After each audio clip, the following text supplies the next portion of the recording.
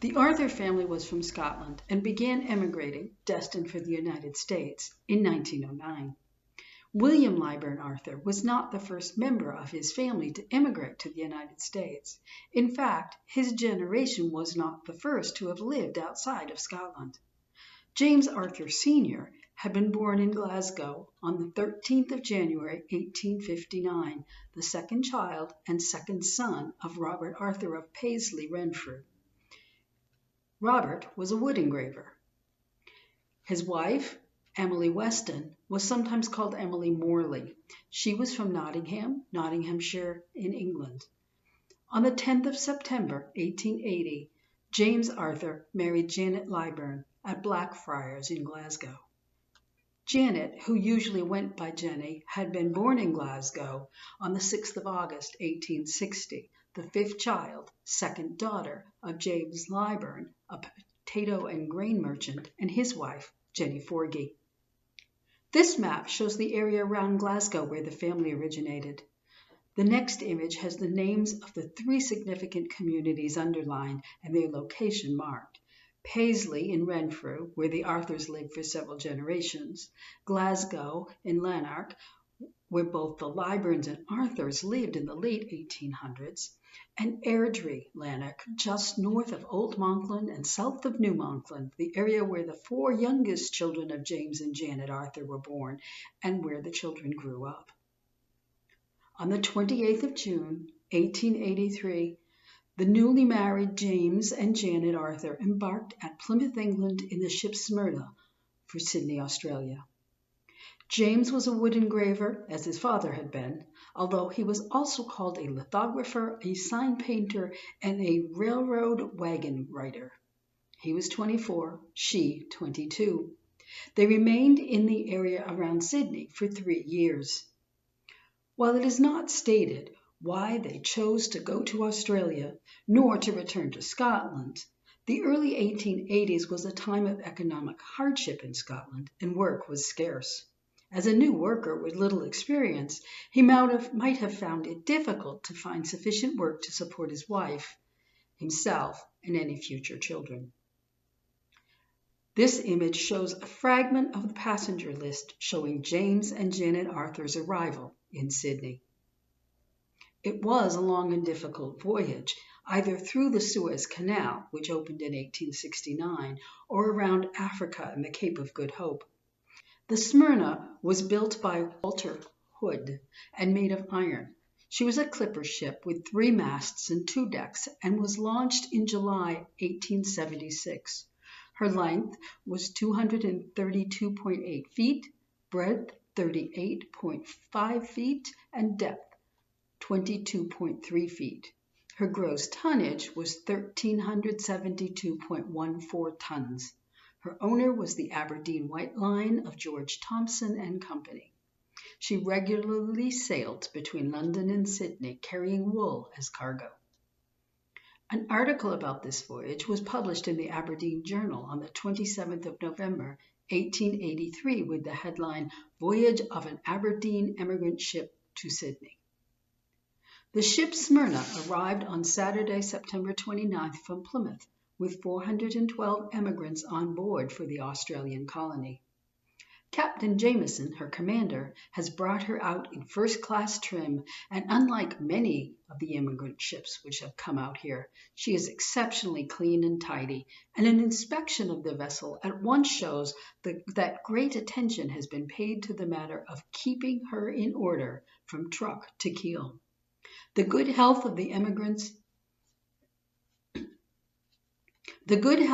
emigrants have experienced throughout the voyage is therefore easily accounted for, and when out of 412 emigrants there occurred only 1 death, and that being a child from general debility, it will be at once imagined that much comfort and attention has been shown toward them.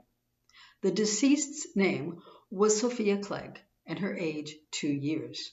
The emigrants were classified as follows: married couples 52, single men 110, single women 83, children 94, consisting of 51 girls under 12, 43 boys under the same age, and 15 infants.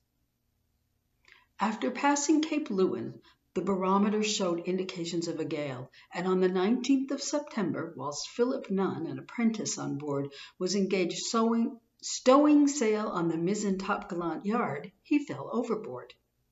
A boat was at once launched, and in the futile effort to save Nunn, two men, named J. Glass, boatswain, and A. Norby, able seaman, were drowned.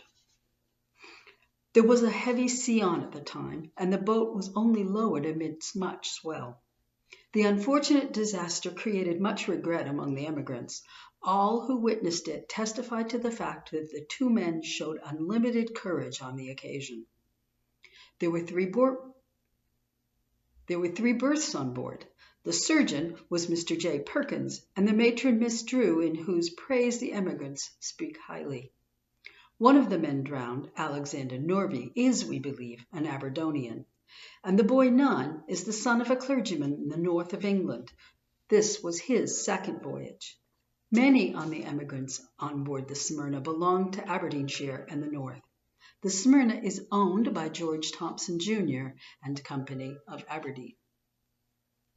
The Smyrna's final voyage ended on the 28th of April, 1888, when the outbound Smyrna foundered after collision with the SS Moto 14 miles south-southwest of Needles Rocks, Isle of Wight.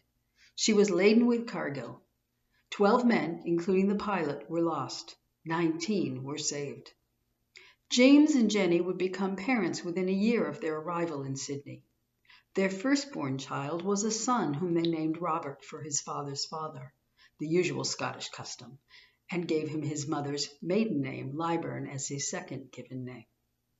He was born in Paddington, a part of Sydney, New South Wales, Australia, on the 10th of July, 1884. Just over a year later, on the 28th of August, 1885, they welcomed their second son, James Evelyn Arthur, in Woolhara, Sydney. He was named James for his maternal grandfather. I have not yet identified the source of his second name. It may well come from one of his yet unidentified family lines. In April 1886, Jenny boarded the Liguria, pictured here, in Sydney, bound for London, with two young boys aged 2 and 1. The 2-year-old was listed on the passenger list index as James, but would have been Robert. The 1-year-old was listed as infant with Mrs. Arthur. By the time she embarked, Jenny was already expecting her third child. James would apparently remain in Australia for several more months, although it is uncertain whether the James Arthur, aged 27, who was destined for New Zealand via Hobart on the Te Amui 1 in August 1886, was the same James Arthur.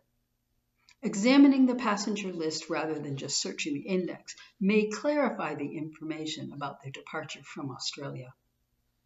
The return trip to London would have been shorter than the earlier voyage. The Liguria generally made the voyage in about 50 days. She was an iron screw steamer running at 750 horsepower. Built in Glasgow by John Elder and Company in 1874, she was 433.4 feet long, 45 feet wide, and 35.3 feet deep. She was registered in Liverpool by the Pacific Steam Navigation Company and chartered to Ocean Steam Navigation Company Limited in 1880, when she made her first voyage to Sydney via the Suez and Melbourne. She was broken up at Genoa in 1903. The next part of this series will be the story of the emigration to the United States of the children of James and Janet, and then later, the parents themselves.